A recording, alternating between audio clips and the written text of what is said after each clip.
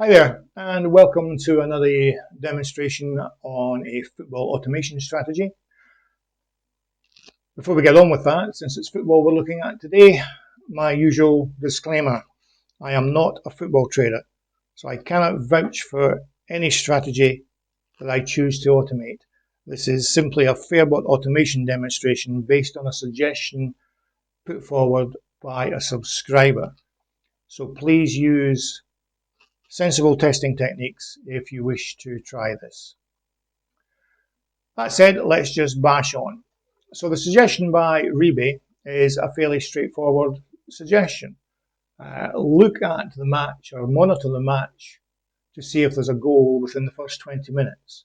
And if there is, immediately lay the overs. So you'll see I've already created an empty strategy. Let's just start adding in the rules. And the first rule that we want to do is to lay the over 2.5 goals if the first goal scored in the first 20 minutes.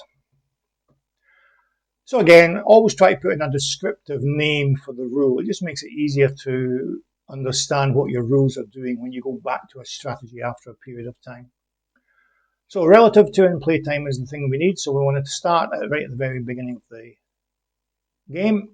We also, since we have this requirement here, we don't want it to monitor past 20 minutes. So again, we specify a stop there and change that to 20. Now the action we want to do is to lay the overs. So select the action required. We'll be placing a trade. Although you may actually want to change that to a bet, and I'll explain that later. First thing we need to do is identify the over 2.5s. Now that can either be Betfair row number 2, because the over 2.5 is always the second in the Betfair grid, or to make it even clearer, choose by name and then choose over 2.5 goals.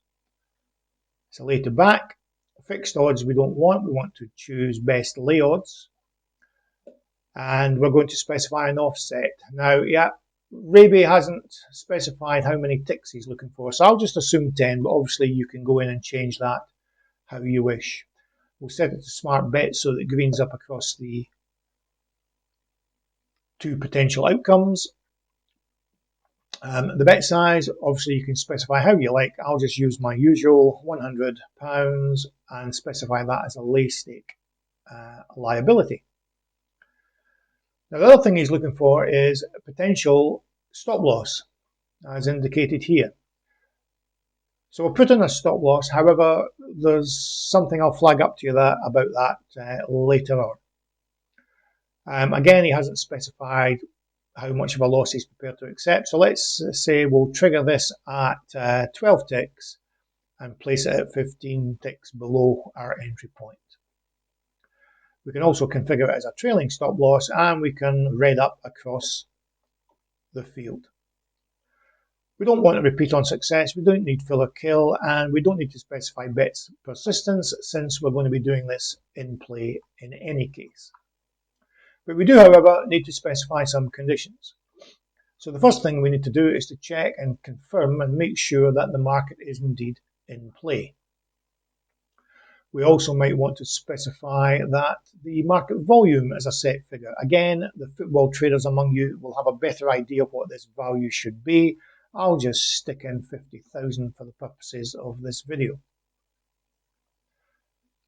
We also need to do is obviously check to see if a goal has been scored. So the market number of goals, click on there, equal to 1. And in addition to that, what we need to do is take into account when the market is suspended after a goal. So we also need to make sure that the market has been reformed by using the market unsuspend time. And again, the football traders among you will have a better idea what this setting should be. I'll just use 2 minutes to give plenty of time for the market to settle. The last thing you want to do is to place your bet immediately after the market has been unsuspended, because you'll end up getting very poor value. So let the market settle for a bit. Now, whether that takes 2 minutes or 20 seconds, the football traders will have a better idea. And that is essentially it. So this rule will just monitor the market for the first 20 minutes, and as soon as a goal is scored, it will have to sit and wait to see when the market is reformed after the market is suspended, or should I say unsuspended. Okay, and so that's your basic rule. Now there's one thing I should flag up to you about this particular method of doing it, specifically applying a stop loss. If a second goal is scored before your lay to back has traded out successfully,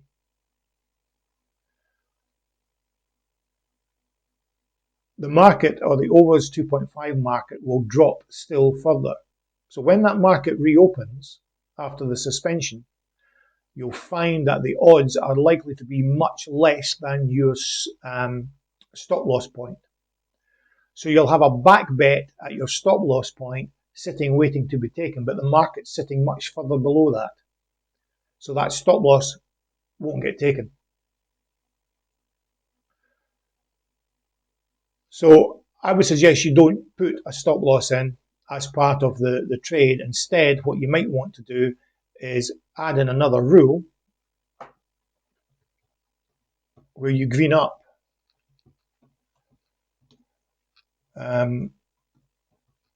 after a second goal.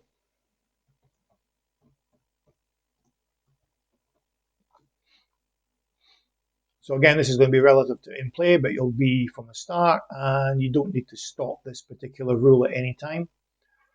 The action is going to be green up. You can either just green up the selection, since the lay bet is going to be on the over 1.5. So that's going to be by name, over 2.5. All those can remain the same. And the condition in this particular case will be that there's been 2 goals scored.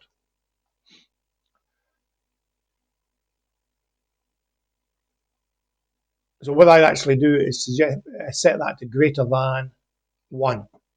The reason being, it covers a situation where there may be 2 quick goals scored. So if you put it to equal to 2 and you had a second and a third goal following each other very quickly, this green up wouldn't fire. And the same thing again, you need the market unsuspend time set to whatever setting is sensible for you.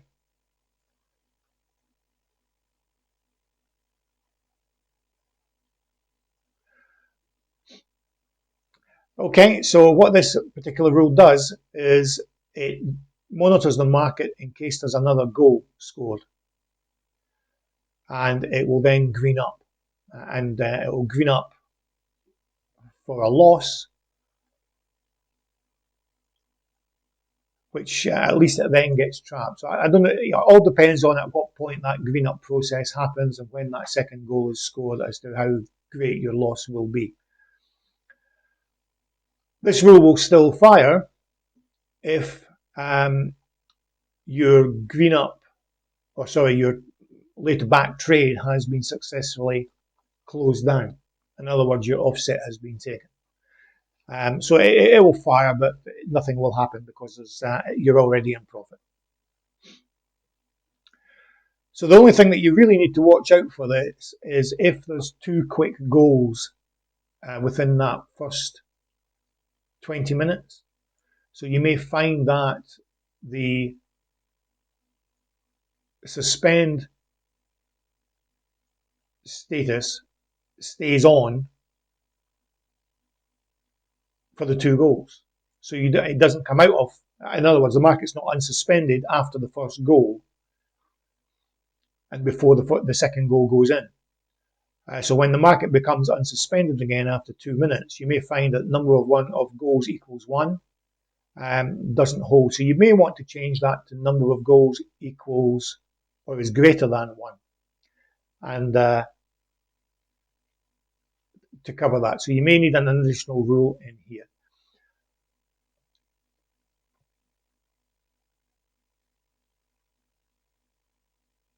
The that obviously happens fairly often. You often get quick goals scored. This is one of the reasons why I don't trade football. I hate all this unsuspended nonsense. It really annoys me.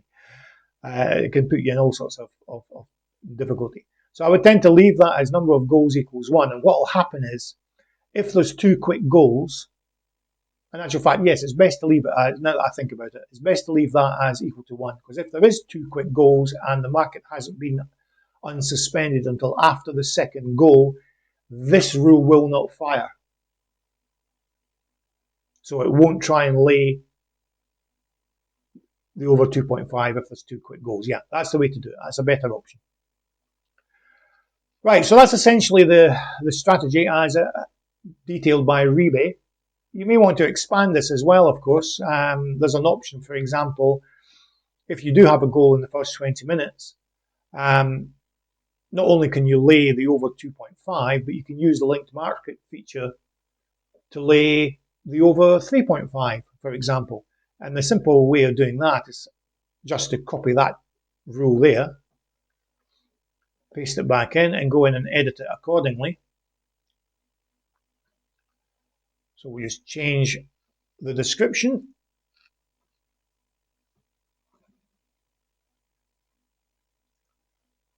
All these settings will be the same, except you need to specify other. Click on the drop down arrow and scroll down to over under 3.5. Specify by name the over 3.5. Everything else can stay the same. Again, keeping in mind my comments about stop loss. Conditions will be the same. These are all the conditions for the over 2.5 goal market, and that's fine. This rule will fire when all those conditions are met, so you don't need to change any of these at all. Unsuspend time will be the same, the number of goals will be the same, the market volume will be the same, because this rule, when it's created, or this strategy, will be assigned to the over under 2.5 market. So these will all point to the over 2.5 market. But the action tells Fairbot to place the bet in the over 3.5 market. So you can see there's an additional options you can take to expand the strategy. But the big caveat here is be careful if you want to use a stop loss. You may actually be better to implement a green up option here. So with this rule implemented here, green up after a second goal, this option here, the stop loss, is superfluous really. You don't really need it. Because in the vast majority of cases, when you need that stop loss, I don't think that stop loss will be taken. Again, the football traders among you will have a better idea if that's the case or not. Okay, we'll just save that. Now it's 10 to 11 in the morning, so there isn't any decent matches on at the moment. So I'll just finish the video there, and you can implement this if you wish and test it out. And perhaps later on this weekend, I will do a follow-up video where we test it on an actual match. Okay, thanks for watching.